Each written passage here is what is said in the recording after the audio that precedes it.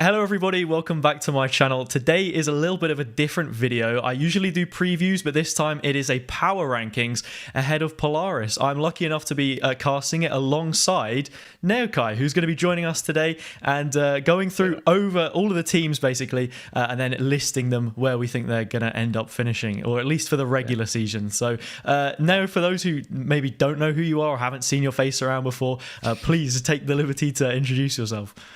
Hello, everybody. Full-time caster, desk analyst for both CSGO and Valorant. Been involved in every season of Polaris now, and I was involved in person for last season as well for the finals. So done a fair decent amount of Valorant. Recently did some of the regional league stuff in person in Berlin, and I was in Copenhagen with Blast for Spike Nation. So that's kind of my rough resume recently. But a lot of domestic stuff in the Valorant scene and involved in Polaris for the third season in a row. So yeah, all good. So I knew exactly who to get on, up and coming caster, and obviously knows his way in and out of Polaris. So will be joining me alongside this one for going through them. So we won't waste any more time. We'll get straight into it. I'm going to start off with the two teams which have been promoted through Beacon. I did the finals for that recently. I did the separate preview video and spoke quite about them in detail there, so I'll probably leave something on the video somewhere where you can go and find that. But I'll start off with my thoughts. The first team out of the two is VAMONOS. So they're the ones which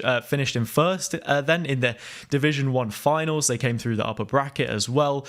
I think that it's an incredibly promising team. There's lots of, challengers quality players in there already. They were able to beat Le Petit Bouffons after losing to them both previous times in Guild. I remember you casted those games as well. So yeah, there's a lot of quality there. Sunshine from HazzaJC, I think, really stood out to me as being someone who has a lot of promise in that team. So I don't know, how are you feeling about VAMONOS in general? Yeah, I think Sunshine is exceptional. I think he has been for a while. He's always been one of those players who can really make a difference, but also really like Neela as well. I think he used to play back in Tundra back, I think it was season 1 of Polaris. So I knew him a way back, and then he wasn't involved in season 2. And I'd started to see his name cropping up. And I speak to a few guys from the Goose House who were involved as well in the Beacon events. And they were saying, oh, yeah, there's these bunch of Danish dudes who just keep coming through and destroying everybody. I was like, oh, I'll have a look. And I recognized basically all of them. Neela, Zik as well. Cluzia had been around for a fairly decent amount of time as well. So they're a good side. I'm not by any means surprised to see these guys come back into Polaris because they've been here before. This is their level. Yeah, 100%. And I am thoroughly looking forward to seeing how they end up doing in it. Like you mentioned, people have said they just keep on cropping back up. I think a lot of people would have heavily underrated them simply because you have a team like the Barbers, like Le Petit Bouffons that come in with that sort of Tier 1, Tier 2 talent. And people immediately, the eyes light up and they go, oh my God, it has to be these two. But they managed to bag themselves a spot. They're there for a reason. Now we get to the point where we say, okay, this is where the team places. And for me, this is going to be a little bit out of left field. Perhaps it's a somewhat recency bias is guiding this decision. But I'm actually going to go for VAMONOS in 5th.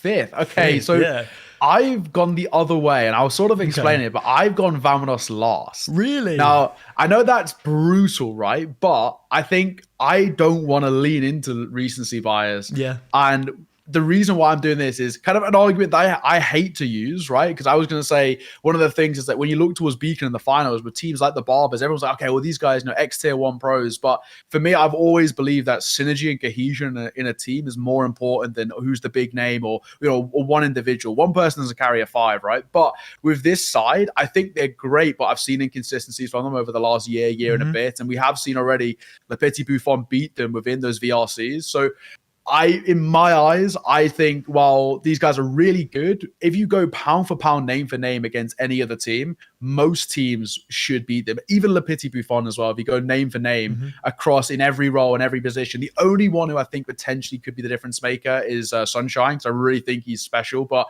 aside from that, I think pound for pound, every other team has someone who's maybe just slightly better than them. So it feels brutal. Someone has to be 8th, right? That's the thing that sucks. I guess I get to get it out of the way early doors, but for me, I'm going to go with them 8th. Hopefully they prove me wrong. That's what I'm saying. That's exactly the same argument that I'm going to have to make sooner rather than later when the team that I've put in 8th comes along. But I do wholeheartedly agree with a lot of the points there. I think it's really difficult right now to get the right balance between saying, okay, one of these teams is going to be the lame name, which is, I say lame, perhaps that's the best way to set it up, right? One of these teams will be towards the lower end, but you just got to get the balance. For me, 5th, for you, 8th. We move on to team number 2. Team number 2, of course, another team through Beacon, and we've spoke about them a little bit already. Le Petit Bouffons. I'll let you take the stage to set this one up to start off with, and then I'll come in with a few points of my own. Yeah, I mean, names alone, right? These guys have got a fairly decent amount of firepower behind them. Obviously, Link being the biggest and the best of the bunch, right? I mean, he has played Tier 1 for the vast majority of Valorant being released, even back in terms of the beta, Fish 123. I mean, they were the team to beat. So Link has always been in and around the best of the best and always been competing at a high level. I don't think he's one of those players who individually is someone who can single-handedly carry a team and make a difference because he's a role player. He's not like a star player, so to say. But then again, when you look alongside the rest of the names, Loza, Ross, Cray, Vong as well, I mean, all of them, they all have star potential. So, I mean, it's a scary roster. I think in terms of the individuals they've got, they're pretty damn good. I just really hope the other thing, because they're very good individual players who love to play, ranked and, the ranked demons, so to say. I hope they spend a lot of time pracking, because these sort of Polaris leagues are very different to your ranked games. And the types of teams that you're coming against and will be, facing on a regular basis are so different to what they come against in ranked. So I'm hoping that these guys are spending a good amount of time actually pracking and doing teamwork rather than just individual work. But I mean, we don't really know the ins and outs behind the scene. But I think pound for pound, they've got a really, really solid roster. I mean, everybody knows all 5 of these names. I'm so glad that you pointed out that element of practice as well, because that's something which especially stood out to me from casting the games over the last weekend or so. And they're now looking for a coach. We saw them post out on social media that they were looking to bring a coach in and to help define those roles and define the setup a little bit more, because that's my other problem with them. We had Loza playing 100% of his games on Jet. Yeah, I know that you can sort of be flexible to do that sometimes, but it makes things a little bit more difficult for the rest of the team. You saw Brody secured that late move to the Ascend roster, so he wasn't in there anymore. You don't have a de facto Sentinel player. There isn't really anyone that necessarily fills in that role. Vong coming in, it's not a like-for-like trade. This guy mainly plays Initiator. We've seen him a few times on Controller, but even back in Focus, it was Butcher instead that was playing that Sentinel role. Link did flex onto Cypher in their Breeze comp, but like you said, he's a role player. I think his traits, or his best traits perhaps, lie in different positions within the team, and we'll have to see how that really pans out for them. But yeah, just making sure that they're as well drilled as possible is probably going to be the biggest factor for me coming into this. So now we get to rank them. I'll go first with my ranking once again, and perhaps I've been a little bit harsh here in comparison to VAMONOS, but I've actually ranked them one lower. I've gone for 6th place. I still think that they'll do fairly well, and yeah, if they can drill that team a bit better, then perhaps that's what they'll do. Okay, I have also gone Le Petit Bouffons coming in at 6th. They're my 6th place. But I think that's for me I can't see a world in which they go higher, and that's not just not anything to do against the players, but I can see a world in which they go lower, just that they don't bring a coach in or don't have any sort of strategy behind the side, because they're 5 individuals at the moment, and you can see it when they play. I mean, I got to cover them a little bit in the Guild Beacons event, and they're 5 insane individuals, but if they don't gel and have that team play, other teams will just pull them apart. So I really hope the whole look for the coach stuff, I hope it comes to fruition. Yeah, we will have to see. The next team coming up, now we're back sort of in with the ones that you'll know a little bit more familiar, right? Because you've, as you said, done the last few Polaris splits. So this is a name, I think, which is quite popular within the Polaris community. I'll let you hazard a guess as to who that might be. Are you talking about HazzaJC? Yes, I am, in fact, talking about HazzaJC. So that is the next team on my list. I mean, look, the Danish community is very strong in the Nordics, and they are a big supporter of HazzaJC, of course, being a fully Danish roster. So the main thing for me, I think, is going to be consistency, and that is a factor which they'll be able to draw upon quite heavily.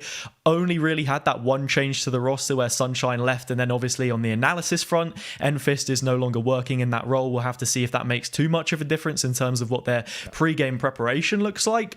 But for me, the fact that they have that that consistency as a roster. They did a little bit of Red Bull Homeground, some off-season events to really help bolster things.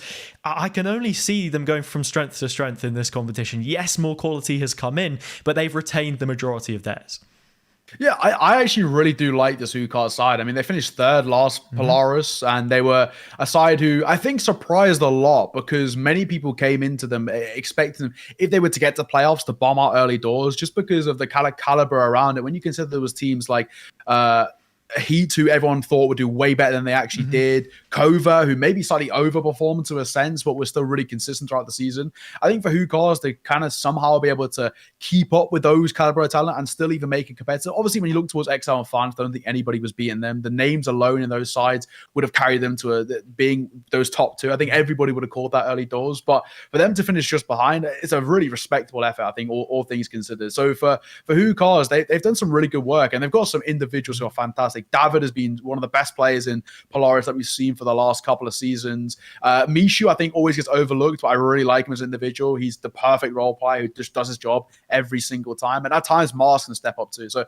I'm a big fan. And having spoken to Bodor quite a few times as well, he obviously, helps the boys out trying to find an org. But to be fair, actually, I got to know these guys even before Polaris was a thing. Back in, it was called the Icebox Northern Qualifier or something along those lines. Yeah. And I think the majority of that side back then were called Axivite, and they were one of the better teams in there. And funny enough, some of the guys like Neela and stuff were also playing within that competition. But I've known HazzaJC for a while, and they've always managed to impress. So they're a very decent side. I'll have no kind of... I'll be surprised, basically, if they don't finish within kind of the upper echelon at the very least, or make at least a good run towards playoffs. And now that's where I get to immediately follow up with the question there. Where do you think that they're going to finish exactly? This is tough for me, right? I think it's very close between two teams, and we'll come to them a little bit later. But it was either going to be a fourth or a fifth place, which is very difficult just because of recent changes to another team. I think I'm going to stick with my laurels and go for them finishing fifth. I know that feels pretty brutal, but I'll kind of explain it closer to the time when we touch on the other team. But I'm going to go for them going fifth. It was between fifth and fourth, but I'll go fifth. Okay, that means I now have to give my answer, and it is vastly different. I don't know if I'm just like the new guy on the block deciding that I'm going to throw things left and right and sort of see what sticks. Perhaps it is a trial by fire in many ways because there have been a lot of roster changes, but I've gone for that consistent pick. I have them down as being third. I think that they can perform to that level. This is if we're really getting the very best out of them. Sunshine leaving the roster could actually be like a pretty big thing, and just purely based on how good I thought he was. I don't want to make this, the Sunshine prediction, Polaris, whatever power rankings. But I think they can do a decent job there in third. And look, if they finish third, then they deserve to be signed by that point in time already. I mean, they already do in my eyes, to be honest. They have been grafting for a long time. All right. That means we're into the not quite the second half yet. We have one more before we've covered half of the teams. And the next team up for me is going to be Human Tripwires. So Human Tripwires, they narrowly missed out on playoffs last time around. They went 3-4. But for me, looking at other teams more comparatively here, Human Tripwires to the other teams in the competition, I feel like where you see other rosters have perhaps improved a little bit, brought in more players to bolster their roster. There are some good players coming in. You've got Connor, Epps, and Fern. Epps having that previous experience in Challengers. Fern was with Koi on that Sentinel role and actually really impressed me. I think it also bodes well for the shift in the meta that we've seen to have a good Sentinel player in your roster at the moment. And that agent pool is always going to be beneficial, but I'm just not sure how competitive they're going to be in comparison to the other teams that we have here. Also, I'm a big fan of Devo. We had him at SCL5, got a chance to speak with him as well, and try and get him to hype me up a little bit. But I don't know if they can be so reliant on such individuals to really pull through. Yeah, I got to agree. I think for Human Tripwires, well, for me, the biggest thing is, I don't know if the Human Tripwires themselves will agree, but I think they've lost their best player. Robbie BK was their best player. And I think actually in terms of kind of what is challenges, like the tier 2, so to say, I think Robbie BK is one of the most underrated players in the entirety. I'm talking every region, every scenario. He is an unbelievable player. And for Human Tripwires, a lot of their success came off his back. And now they don't have him coming in towards this season. I think they've lost their main port of call when it comes to firepower, consistency, the guy who's always the name on the edge of our tongues, ready to do something special. So well, I like the signs they've gone for, especially Fern. Fern's definitely someone who's been around for quite a while. I think just the fact that they've lost Robbie means that, for me, I really don't feel too good about Human Tripwires coming into this kind of next season. Yeah, what would you have him down as, like, the Robbie Keane of Tier 2 then? The Robbie Keane of Tier 2. The next Robbie that I could think of, goal scorer. A bit underrated as well. Tottenham Stick was actually all right. I think that's fair. Well, look, on the plus side, Split will be coming back into the map pool. I don't know if that's after the Split has already begun, so I'm not too sure what that looks like. But, Split coming back, you got Devo's cornerback, so there's still a chance that he can, pluck 3 players when they're not looking from there. But I didn't think of that. Yeah, there's a world, actually. We'll have to see. We'll have to see. For me, unfortunately, I have Human Tripwires in 8th, so that's the one I've gone for, and I'm assuming, by the look on your face, you're probably gone 7th.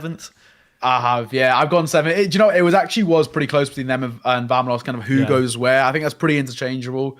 I think there's definitely even a world in which Human Tripwires finished below VAMONOS, but the reason in my eyes why I went for Human Tripwires just above is just because they've got they're just more experience. They've got more kind of Tier 1, Tier 2 experience, especially bringing the likes of Fern. So for me, that's the saving grace. Also Connor, who I didn't know too much about, but from what I've seen into the demos and a look at him, he just seems like a ranked demon. I think he finished in like the top 10 in the most recent act. I think he finished like 6th overall. So he knows how to hold a mouse, which is at least decent. But that's not what you need for Polaris. You need good teamwork. So I'm going to go with them 7th. Okay. Next up is HSDIRR. So now we're into the last 4 teams, and there are still some big names coming up. I think HSDIRR, are a pretty decent name in and of themselves. This is the spot retained from the previous Kova roster that we saw. The 2 sort of contingents from that is Vicious and Ale, who are both playing for Kova. They made it to playoffs, of course, as well. You've got Lear coming in. So this is someone who's been around the UK scene for a while now. You've seen him on a few different rosters. Very competent duelist player. And I expect that they'll have a lot going forward through that, but I'm not sure what the identity of this team looks like for the most part. It's an interesting mix, right? You've got 4 Swedes and 1 UK player. Yeah, there is some quality coming in, but then a few unknowns, players like Freden as well, and I don't really know how I feel about it. I'm questioning just how the roles will play out, just because of the likes of there's definitely a couple of overlaps. I'm interested to see what Ale and Lear do.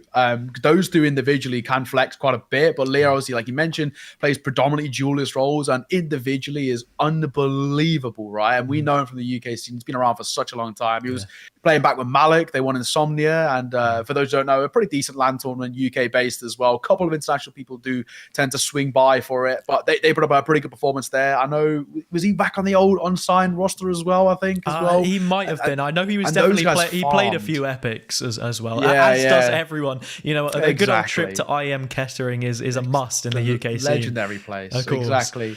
But I think individually they've got some real big names. Obviously I mentioned Ale and Lear, but Vicious as well, like you've already mentioned, is fantastic. So I think just in terms of the namesake, they already should be quite a scary team to look at in terms of the more puggy style play, where you compare to some of the other teams, potentially even like a HooCars, who I think are very much more devoted to their specific play style, a little bit slower. But for HSDIRR, they're very puggy and they'll play aggressive. So that can actually really come to work well for them, or it can come to bite them in the back. It just kind of depends how much respect teams give them. I think it is going to be quite touch and go with a lot of these teams and where we end up placing them. And that is the situation that we find ourselves in. There hasn't been a play day yet, but this almost is the magic of the power rankings as well. You've got to capture that moment before it comes. It's a fleeting one at best. So I'll give it to you now. The floor is yours as to where you think that they're going to finish. So this is the other team that I said was interchangeable with HooCars. Okay. So I've actually got HSDIRR coming in at 4th, but I think there's a world in which kind of HooCars finish 4th and HSDIRR finish 5th. It's very interchangeable between the 2 of them, just primarily based on the fact that how will this team composition come together? I was trying to have a little figure it out and I really couldn't work it out. Freden is a bit of an unknown identity to me as well. I don't really know too much about this young guy and there's not too much information on him. So it's a little bit of a kind of a dark horse there in a sense, but I think I've got HSDIRR coming in just 1 above HooCars. So I've got them coming at 4th, just based on the fact that Ale, Lear and Vicious, all 3 of them are just unbelievable. Yeah, and for me, mine is a lot further down. So mine was more reading into that unknown quantity as not really knowing where it is that I wanted to place them. Obviously, you've seen a lot more Polaris than I have, being so heavily involved with it as I've been sort of grueling my way up the ladder and whatnot. So I don't have that same experience. I've got them down as being 7th, so 1 from bottom. It's a lot harsher of an answer that I'm giving here, and I'm feeling like the longer we go on here, the more the realization's starting to set in that mine is maybe a little lopsided as I did write the script for this last night. But, I will very happily be the Simon Cowell on the X Factor desk to say, okay, look, perhaps this won't go this way, and we'll praise certain areas. But we'll see when it comes to it, right? That's what I've gone for. And I think more than anything, I'm just looking forward to seeing how those games go. But we're into the final 3, and I think it's fair to say I've saved the biggest 3 names until last. I imagine this is your top 3 because those are the current vacant spots, and you can probably work out from mine as well.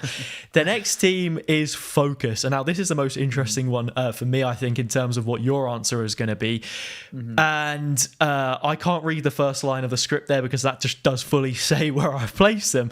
But I mean, we have the proofs in the pudding, right? We saw them at Red Bull home ground. They managed to snag a result against C9. They were perhaps a little bit unlucky, I guess you could say, in one sense, due to the inconsistencies in what they were told in regards to tournament rulings and where they thought they would be progressing. Look, if you have one rule, sure, but stick to it. They were of a different mind. It doesn't really matter. They weren't able to progress, but they showed us a bit of what they're capable of, and they've already been promoted like 2 times to VCT already. So the quality is definitely there.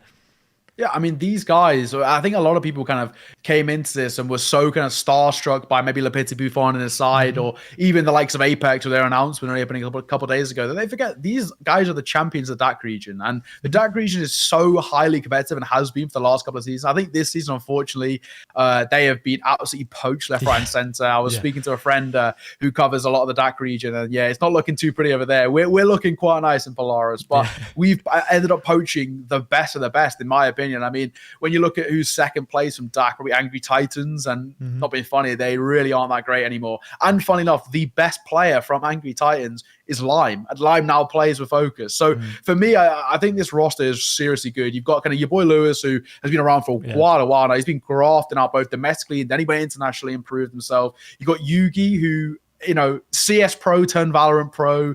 The guy has managed to make, go tier 1 in 2 different games, 2 different FPSs. That should speak for itself. And then on top of that, like I mentioned, Lime already. I mean, this is a side to me that is really, really impressive. They're the champions of that region. They've been to VCT multiple times. They beat Cloud9, who everybody was like, oh my God, best team in the world. Yeah, how about that? Suck on those. FOKUS. Beat them. And realistically, in my eyes, due to the rule set, should have gone through to the next stage. But hey, it is what it is. When it comes down to it, I think FOKUS they have a chance of genuinely winning this season. I know a lot of people will lean kind of maybe in one of the other 2 that we'll bring up, but FOKUS, as much as the other 2, have a very good opportunity to be the champions once again. They've done it once before. They know how to graft out long seasons, and they know how to make a count in playoffs. So I really like this FOKUS side. Yeah, I mean, who needs Yay when you got the wee Welshman and his band of brothers, right? Just carrying them all the way through. So, now we get to place them. I will go to you first, as I'm curious to see where you've got them, but I'm leaning more in towards that top end. I have gone with FOKUS as second overall. I think FOKUS are from what I've seen so far, the second best side. I think the changes they've made have been good, and I don't think a lot of people would know about Lime properly, but he's seriously talented. So I think for me, I'm going to lean with FOKUS second overall. That's where I'm going. For me, I've bought into the dream, right? I saw it. I'm on Cloud9 or what have you. I've got FOKUS down as being number 1. I think it's that consistency that you speak about before. They've proved it at this level. They know how to get through a season and grind it out. There are some other teams in here which, yes, they have the quality. Yes, they have the names as well. But in terms of playing together as a group and understanding that, look, perhaps we get to playoffs and it's a completely different story. And those teams are then able to really grind it out and make their way towards the Ascension kind of level. But for the regular season, I've got FOKUS down as being number 1. Okay, very, very spicy. FOKUS on one. I like it. Yeah, then next up is BONK. So, I'm going to let you open this one up because my paragraph is not pretty. I gotta say, so for me, for Bonk, it's a story of just potential. I think, that's probably the better way to put it. I think there's a lot of greatness within this team. I think probably one of the names for me that really has to be kind of consistently looked at and potentially in my eyes is overlooked a lot is Chihuahua. I really have liked Chihuahua. Last 2 seasons of Polaris, he was one of the best players playing for XL, and he was so consistently good. But because he doesn't play a lot of the star roles, he's a lurker essentially, and he's always the person he's the information gatherer, I like to call him, and he was the one who would be kind of like the linchpin to a lot of success for XL, and actually probably even the reason why when it came to an international stage they couldn't find that as much success was because people realized what his role was. He would always get in behind, get all the information, find out where their executors are going to site before they even know themselves, right? That was Chihuahua's role. So I like this side individually. But to call like how they're going to perform, because they could they could finish in the top 2, they could finish in the bottom 2, just because the individuals are fantastic, but they could just not have a good day. I think Cedar as well, he had a rough season last season as well. I think it's unfortunate. Alliance went from being the best or the second best side in Polaris to then being dead last, the worst. Everybody got a free win when they came against Alliance. So and he was the only shining light on what was a very dark sky for Alliance. So I'm glad to see he's been saved, which is good to see. So I like this side. There's a lot of goodness, but we need to see them perform now because it can be very much up in the air for me. Yeah, and for me, I'm in that sort of similar position where I wouldn't really know how good this team is, how deep that really lies. I said here that I struggled to see them being a genuine contender sort of for Ascension, like ring right at the top of this league. And I nearly put VAMONOS above them in the playoff spots, but I feel as if you sort of have to lock them in. Like this has to really be like a top 4 team, because you look at BONK as well as being that IGL. He's got a great track record of being able to pull together these teams that are, go the distance, I think, and that is the most key factor for me. They will be able to make a deep run in the competition, but I just don't know if they're quite on that same level as some of the other teams that are kicking about in the league at the moment. And that's the one thing that's really holding me back. But, like you said, there is a good team here. There's sort of that core of finest as well, which is the reason why they're here in the first place. But, pieces have sort of been pulled apart from that. It's not really the same finest that we saw. It's a Frankenstein's finest, I think, is the best way of putting it. So, I'll give my ranking. For me, I have them sort of narrowly in the playoffs in 4th place. And I think that is probably also another pretty harsh ranking. Yeah, so I've gone Bonk 3. I only had the top 3 left. So I've gone Bonk at 3 just because I want to lean on the side of finest, or what remains of finest, in terms of when you look towards last season of Polaris, it was kind of 1 and 2 of XL and finest, and then just a huge gap, and then 2 and 3, and then a huge gap, and then the rest of the sides, right? So for me, I'm going to lean on the fact that finest did well last season, and now they've got kind of the back-to-back champion with Chihuahua from Polaris the first 2 seasons coming in as like an addition in terms of firepower and consistency and stability. So I think they can finish potentially top 3, but if they were, it would be at the lower end of the top 3. Yeah. And I think for me, it's sort of like HooCars and BONK are probably fairly interchangeable in those 2 spots. Like I both see them hanging around that sort of end of the competition, but we'll just have to see how the regular season plays out. And now comes the final name on the docket, and the one which I think a lot of people have been talking about immensely recently, and that is going to be Apeks. So I'll let you begin with this one, but I have my own points to make as well, of course. Yeah, I don't think it goes, without a doubt, everybody be looking to Apeks as the side with a target on their back. Yeah. They are the team to beat. There's no 2 ways about it. This is a side stocked with tier 1 talent. He's just so scary. You got Enzo coming in, Magnum, Mystic as well. All of these guys who have been such regulars in the tier 1 circuit. Shadow as well, another scary prospect. It's a ridiculously stacked side. And also, I want to say a massive shout out to Kaiko as well. Kaiko's been grafting domestically, played on the Goose House not even that long ago, and now he's made the step up to the big leagues. This is a side who I think come into this as being not only one of the best sides in Polaris, but the best sides in the world when it comes to VR, the kind of VRLs, VRCs, or the kind of tier 2 and below. They are one of, if not the best sides in, I would probably even rank them top 4 internationally in terms of, maybe Europe based in terms of where they are in terms of the challenger circuit. And I'd be so surprised if they didn't make playoffs. I think that would be a bigger upset than the likes of like Heat not making playoffs, or the likes of any of them, because this is a tier 1 side who just want to get back to the tier 1 level. I wholeheartedly agree with everything that you said there as well. Like, this is a team with so much quality, right? You know, there were rumors floating around as well that they might be heading into the league and whatnot. I mean, the players were both all sending photos of plane windows saying they were going off to a bunch of different locations worldwide. I think Enzo said he was going off to America or whatnot, or Canada.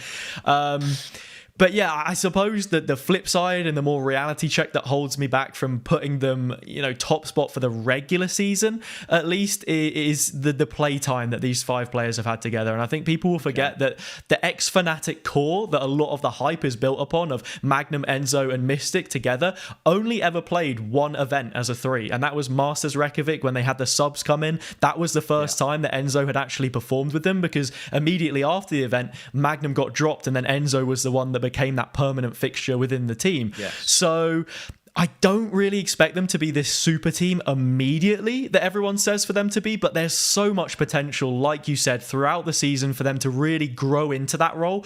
And who knows, if they're able to snatch it right towards the end of playoffs, then you're looking like so much of a stronger team heading on through. I think Enzo as well is probably the biggest name out of the lot that stands out to me, simply because he played in Polaris before, absolutely ripped it up when he was on Alliance, and I think has a great potential of doing it again.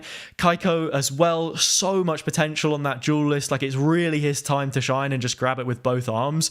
One of the other reasons sort of why I don't want to rank them as number 1 is you see them slowly climatizing, and I've perhaps had a little bit of a nibble on the Scrim grapevine, and it wasn't looking, like the most amazing currently.